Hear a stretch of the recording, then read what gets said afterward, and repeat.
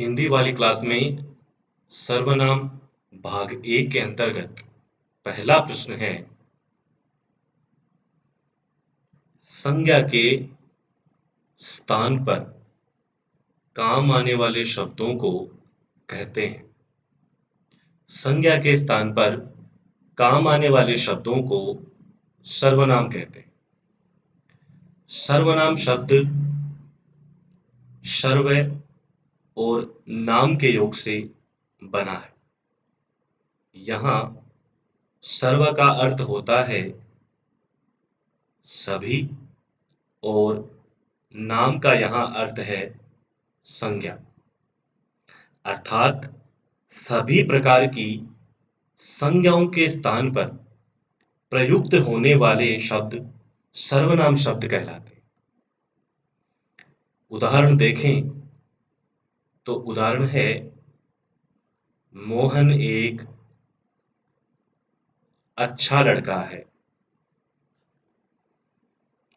मोहन एक अच्छा लड़का है। वह मेरा मित्र है। वह मेरा मित्र है। यहाँ जो वह शब्द है यह मोहन के लिए प्रयुक्त हुआ है। मोहन एक संज्ञा शब्द है।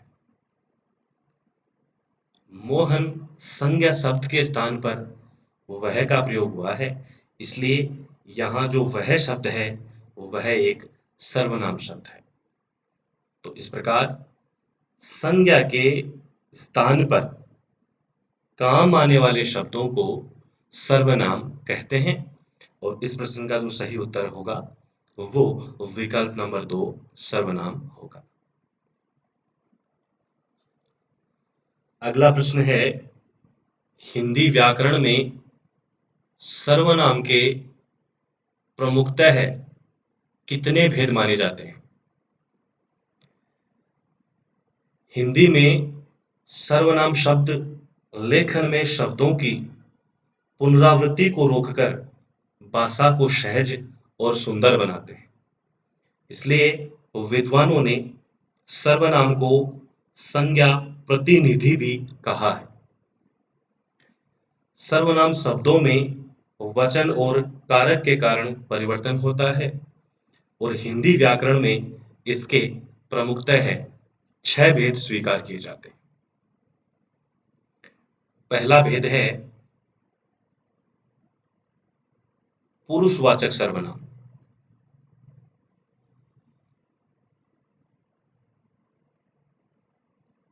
दूसरा भेद है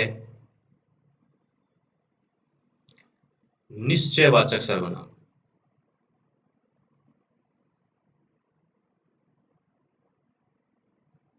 सर्वनाम का जो तीसरा भेद माना जाता है वो है अनिश्चयवाचक सर्वनाम।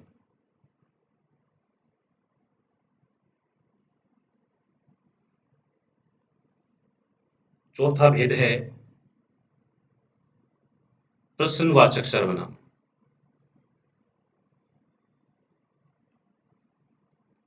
अगला भेद है संबंधवाचक सर्वनाम।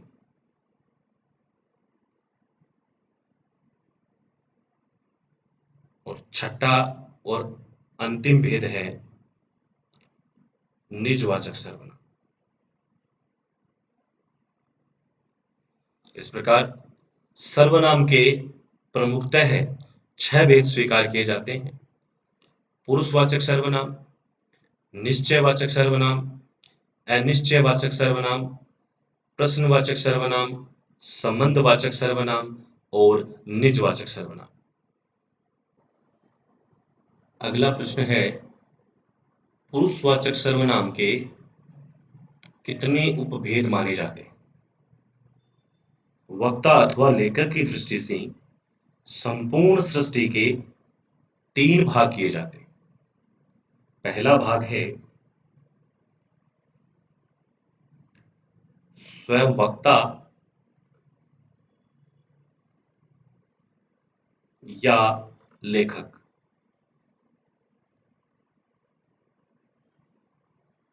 दूसरा भाग है श्रोता या पाठक। तीसरा भाग है कथा वस्तु, अर्थात वक्ता और श्रोता को छोड़कर, वक्ता और श्रोता को छोड़कर अन्य सब सृष्टि के इन रूपों को व्याकरण में पुरुष कहते हैं। इन रूपों के आधार पर पुरुषवाचक सर्वनाम के तीन उपभेद माने जाते हैं। पहले रूप के आधार पर उत्तम पुरुषवाचक सर्वनाम,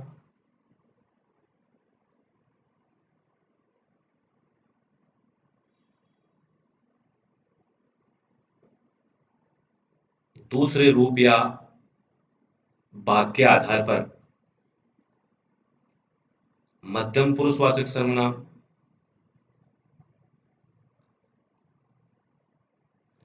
और तीसरे रूप या भाग के आधार पर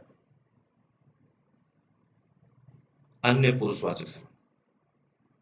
तो इस प्रकार पुरुषवाचक सर्वनाम के तीन उपभेद माने जाते हैं।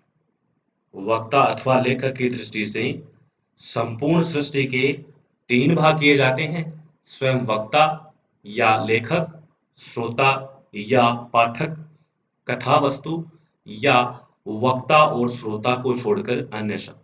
इन रूपों के आधार पर पुरुषवाचक सर्वनाम के तीन उपभेद माने जाते हैं। पहले रूप या भाग के आधार पर उत्तम पुरुषवाचक सर्वनाम, दूसरे रूप या भाग के आधार पर मध्यम पुरुषवाचक सर्वनाम, और तीसरे रूप या भेद के आधार पर अन्य पुरुषवाचक सर्वनाम।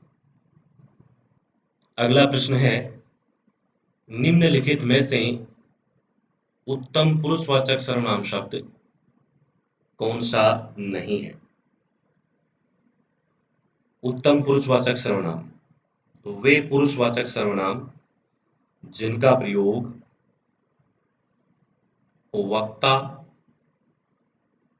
या लेखक अपने लिए करता है, वे उत्तम पुरुषवाचक सर्वनाम कहलाते हैं।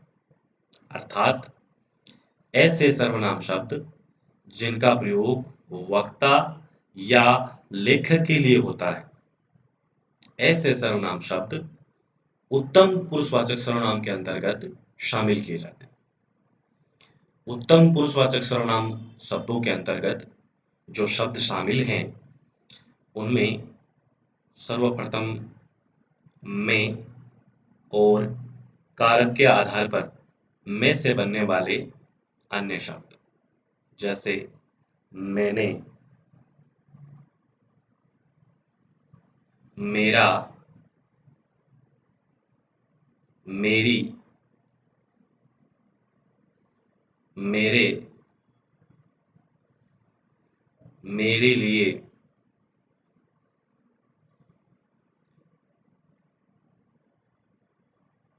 मुझे, मुझसे,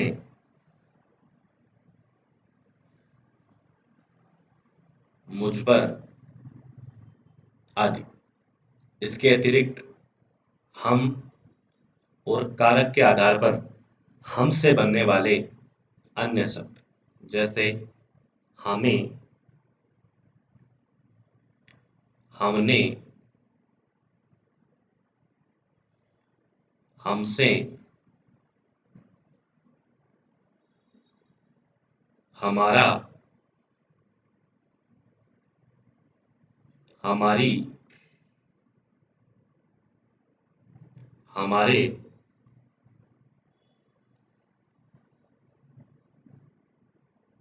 हमारे लिए आदि। इस प्रकार उत्तम पुरुषवाचक सर्वनाम शब्दों के अंतर्गत निम्नलिखित शब्दों को शामिल किया जाता है। प्रश्न में पूछा गया है कि निम्नलिखित में से उत्तम पुरुषवाचक सर्वनाम शब्द कौन सा नहीं है।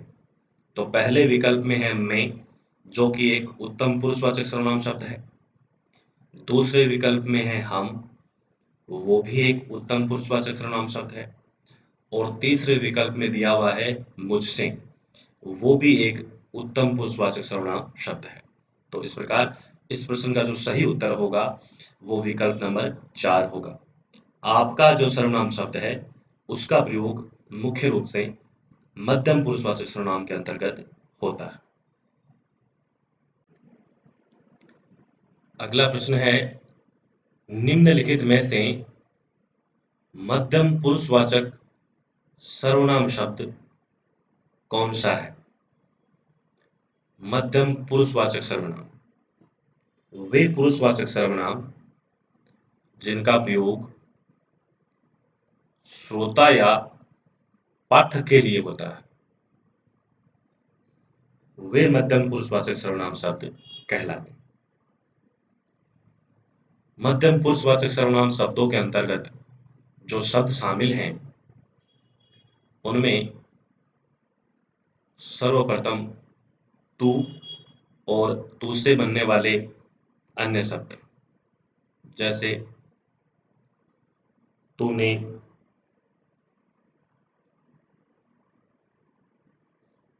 तुझे, तुझसे,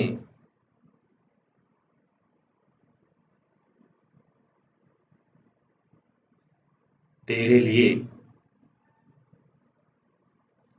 तेरा, तेरी, तेरे,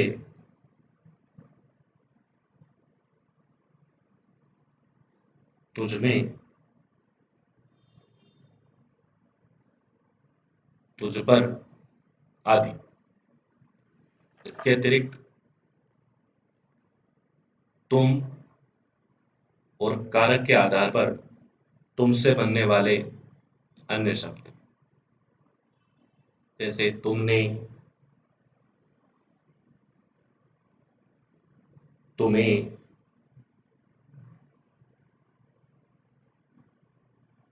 तुमसे,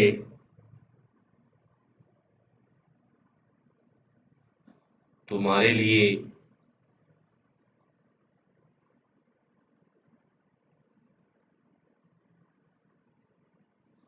तुम्हारा,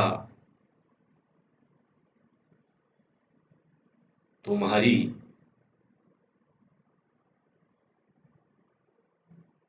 तुम्हारे,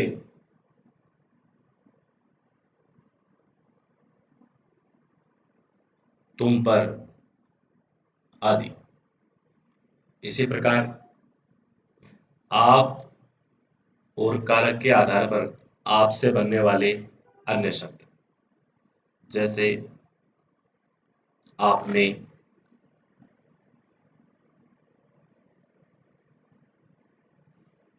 आपको,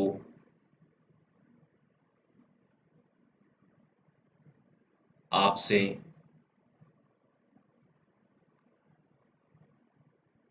आपके लिए,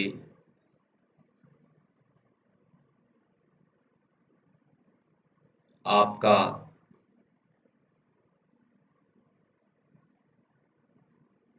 आपकी, आपके,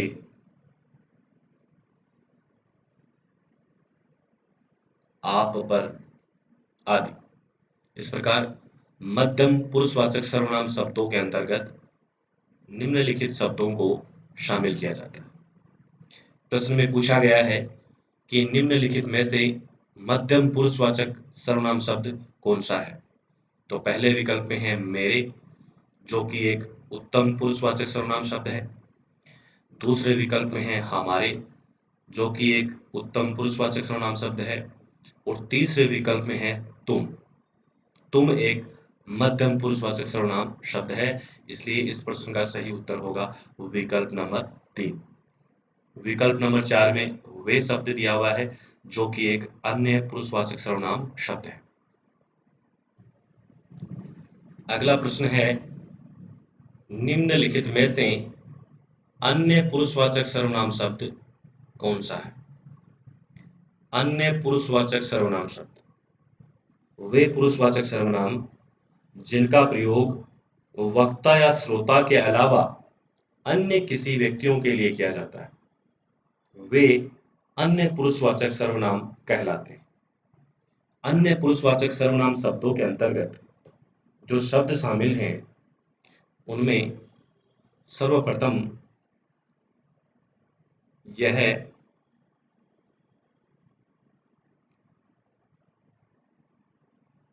इसने, इसे, इससे,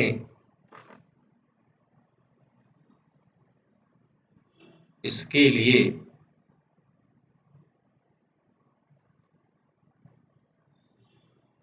इसका, इसकी, इसके, इस पर आदि। इसी क्रम में वह,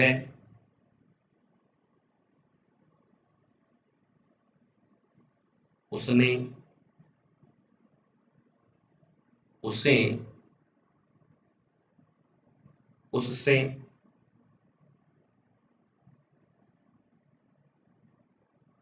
उसके लिए,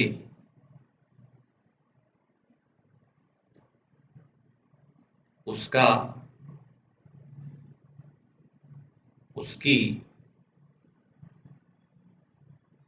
उसके, उस पर आदि।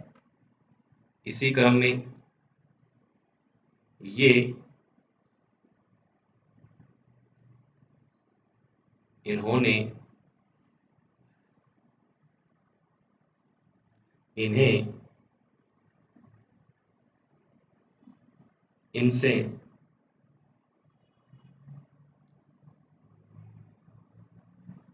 इनके लिए,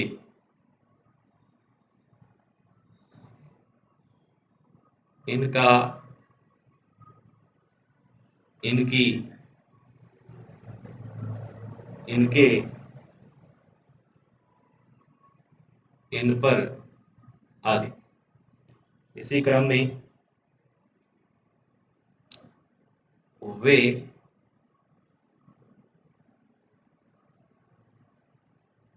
उन्होंने, उन्हें, उनसे,